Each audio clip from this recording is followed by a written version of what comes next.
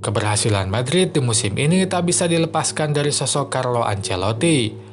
Berkat racikan taktiknya, Madrid meraih 3 titel di musim ini. Dari mulai Piala Super, Piala Liga, dan yang terakhir Piala UCL.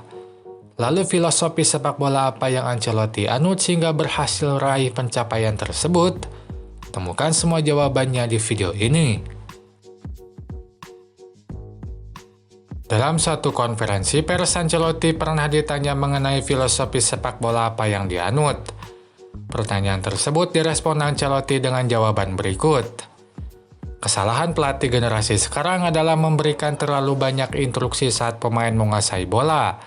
Itu memenjarakan kreativitas. Harusnya pelatih melakukan hal tersebut saat pemain tidak menguasai bola. Sebab itu berkaitan dengan konsentrasi, pengorbanan, dan permainan kolektif tim. Saat memegang bola itu bergantung pada kreativitas pemain. Contohnya saat Vinicius dan Rodrigo memilih tetap melebar saat tim sedang menguasai bola, maka aku tak akan memintanya untuk menusuk ke tengah. Sebab itu adalah interpretasi mereka saat bermain. Dari pernyataan tersebut kita bisa menyimpulkan filosofi sepak bola apa yang dianut Ancelotti. Mari kita cermati kalimat-kalimatnya. Pertama, kita garis bawahi kalimat harusnya pelatih melakukan hal tersebut saat pemain tidak menguasai bola. Itu berarti saat melatih, Ancelotti hanya memberikan instruksi yang banyak saat pemain tidak menguasai bola.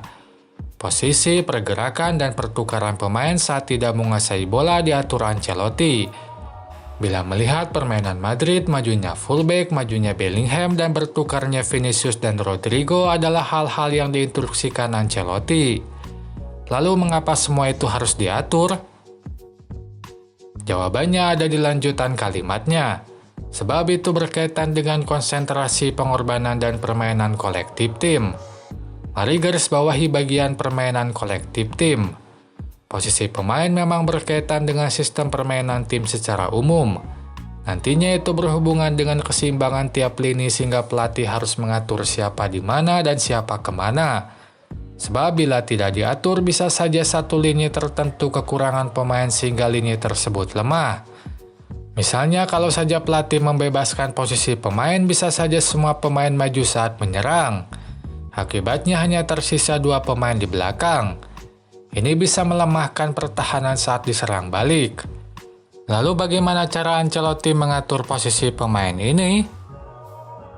Secara garis besar, Ancelotti membaginya dalam 2 kelompok pemain.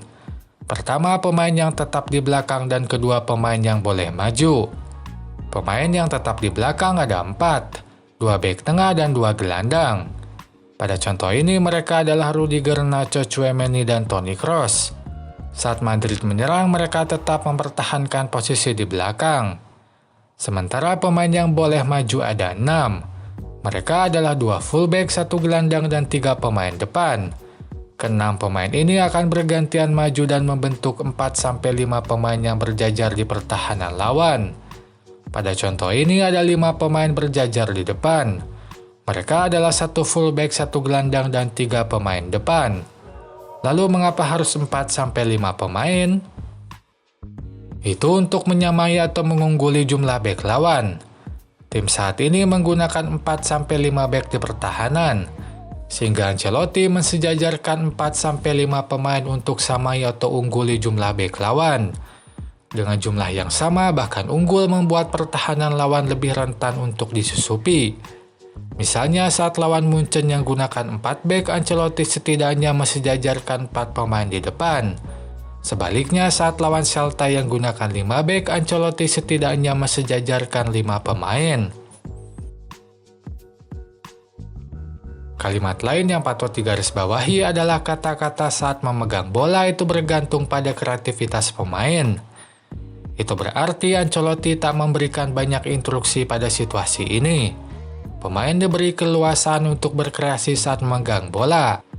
Ia berhak menentukan akan seperti apakan bola yang dikuasai. Apakah diumpankan, tetap dibawa, atau ditendang ke gawang. Semua berdasar pada interpretasi pemain. Itu pun sejalan dengan contoh yang Ancelotti sebutkan.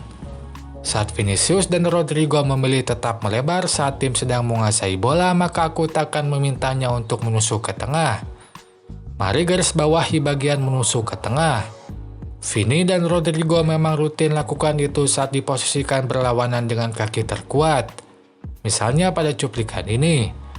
Dibanding melebar, Vini mendribel bola ke tengah lalu lakukan tendangan ke gawang.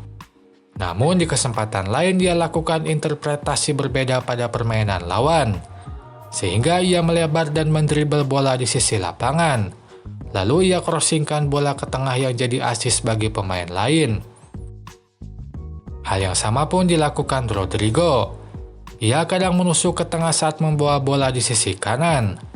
Tapi pada situasi lain ia lakukan interpretasi berbeda pada permainan lawan. Sehingga kini ia memilih menyisir sisi lapangan lalu lakukan crossing. Nah, berbedanya pilihan dari Vini dan Rodrigo tersebut adalah ruang kreativitas yang diberikan Ancelotti. Di satu sisi ini sebabkan serangan Madrid sulit ditebak lawan, sebab akan sulit untuk mengantisipasi kreativitas dari tiap pemain yang jumlahnya lebih dari satu. Itu saja pembahasan di video ini. Silahkan komen, like, dan subscribe untuk dapatkan update dari channel ini. Sampai jumpa lagi di video selanjutnya.